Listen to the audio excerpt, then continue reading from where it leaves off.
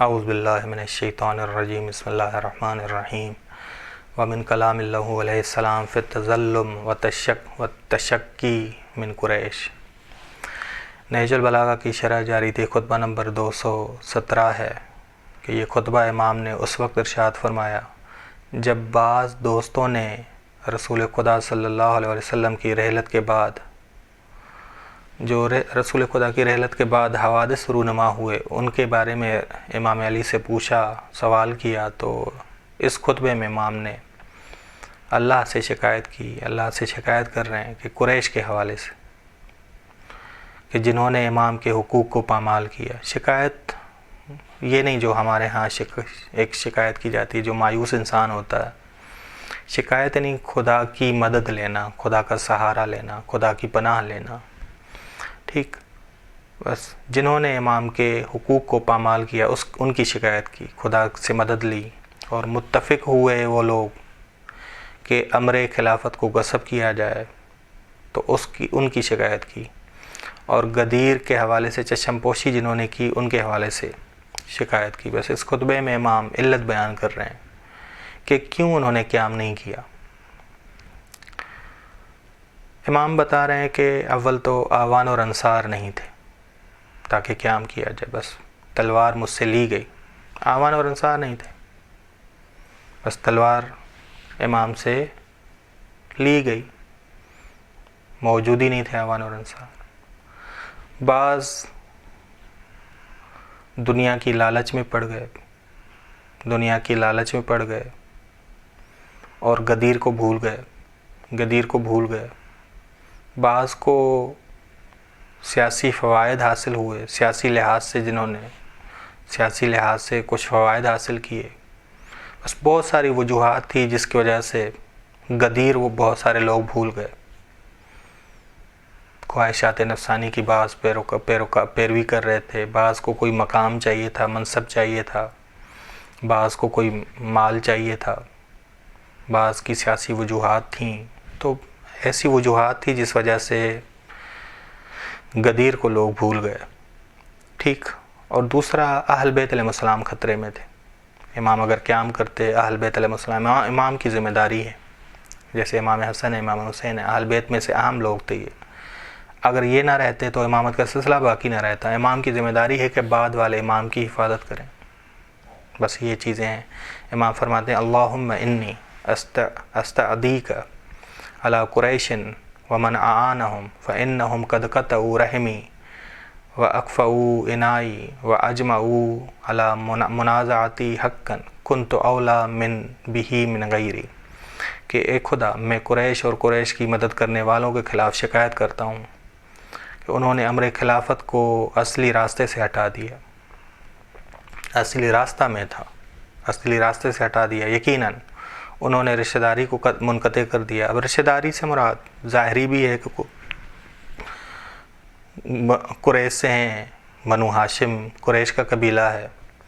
معنوی رشتہ داری بھی کہہ سکتے ہیں کہ انا وعلی ابوا ھذہ الامہ، میں اور علی اس امت کے باپ ہیں۔ بس امام معنوی باپ ہیں کیونکہ امام ہیں، منصب امامت تک پہنچے ہیں، اس حوالے سے بس میری عظمت کے ظرف کو الٹ دیا، مجھ سے اختلاف کرنے میں متحد ہوئے کہ میری خلافت کو غصب کیا جائے، اس پہ متحد ہو گئے، حالانکہ میں حقدار تھا دوسروں کی نسبت۔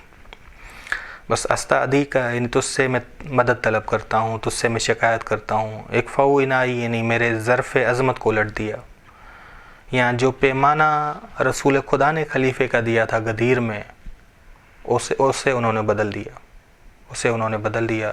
رسول خدا کی وفات کے بعد یہ لوگ اکٹھے ہو گئے۔ وقالوا الا ان فی الحق ان تاخذہ وفی الحق ان تمنعہ فاصبر مغموما او مت متاسفا۔ انہوں نے کہا کہ علی، کچھ حقوق تم لے لو، کچھ چیزیں ہم تمہیں دیتے ہیں، کچھ فائدے ہم تمہیں پہنچاتے ہیں، اور بعض حقوق جیسے امر خلافت اس سے محروم ہو جاؤ، اس کے بارے میں بات نہ کیا کرو۔ بعض چیزیں ہم تمہیں دیتے ہیں لیکن بعض حقوق تم مانگا نہ کرو، اس سے محروم ہی رہو، جیسے خلافت تم نہ مانگا کرو۔ جو اصل چیز ہے اس سے روکا جا رہا تھا امام کو، جو اس چھوٹی چھوٹی اشیاء ہیں کہہ رہے تھے کہ یہ تم لے لو۔ انہوں نے کہا فصبر مغمومن، غم کے ساتھ تم صبر کرو، یا او مت متاسفن، یا افسوس کے ساتھ مر جاؤ، ہم تمہیں امر خلافت نہیں دیں گے، امر خلافت۔ بس یہ ان کی ایک خطرناک منطق تھی کہ امور حق میں سے بعض حق لے لو، بعض جو ہم نہیں دینا چاہتے اس پہ صبر کرو، یا صبر نہ کرو، ہم نہیں دیں گے۔ بس یہ منطق تھی ان کی۔ وہ کہہ رہے تھے کہ الملک کو لمن غلب، حکمرانی اس کی ہے جو غالب ہے۔ جس طرح نعرہ لگایا کہ قد افلح الیوم، فرعون نے نعرہ لگایا کہ آج کے دن کامیاب وہ ہے جس کے پاس وسائل ہیں، جس کے پاس لشکر ہے، جس کے پاس لوگ زیادہ ہیں۔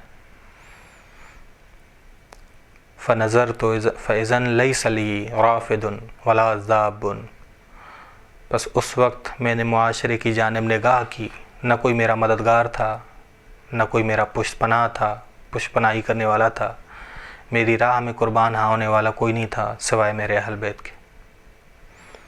میں راضی نہیں تھا کہ ان کو موت کے منہ میں ڈالوں۔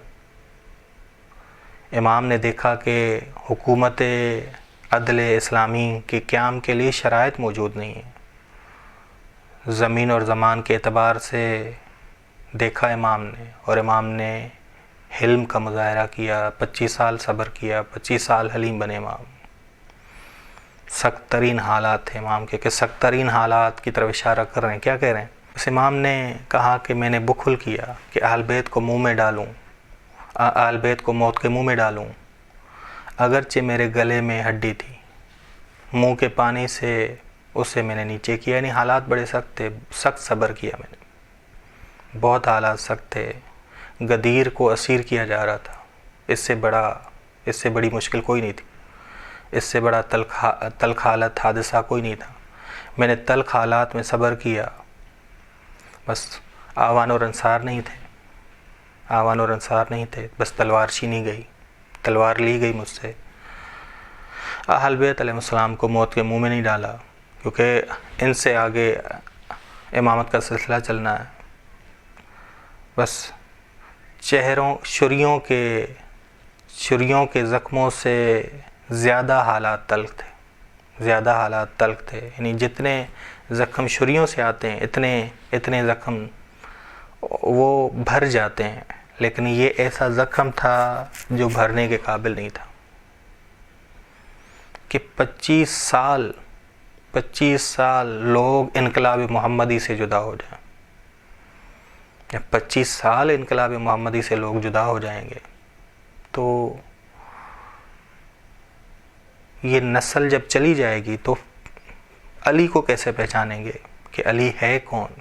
علی وہ ہے جس کے بارے میں رسول خدا نے کہا من کنت مولا، یا علی کی ضربت خندق میں، علی کی جو ضربت ہے، یا خیبر میں جو رسول خدا نے کہا کہ کل میں علم اسے دوں گا، جو خدا کو دوست رکھتا ہے اور خدا اسے دوست رکھتا ہے۔ بس خیبر میں علی تھی، خندق میں علی تھی، جو رسول خدا نے علیہ السلام کے فضائل بیان کیے۔ 25 سال اگر امت سے دور رہیں، امت سے مخفی رہیں، تو ایک نئی نسل جب آتی ہے تو وہ تو علیہ السلام سے آشنا نہیں ہوگی، علیہ السلام سے آشنا نہیں ہوگی۔ بس بہت بڑا زخم تھا یہ بہت بڑا زخم تھا کہ لوگ جب 25 سال انقلاب محمدی سے جدا ہوں، جس میں حقیقی ولی کی پہچان نہ کریں، تو پھر کیسی نسل آئے گی؟ ایسی نسل آئے گی جو امام کی عظمت کو کم کرے گی، امام کو معصوم نہیں جانے گی۔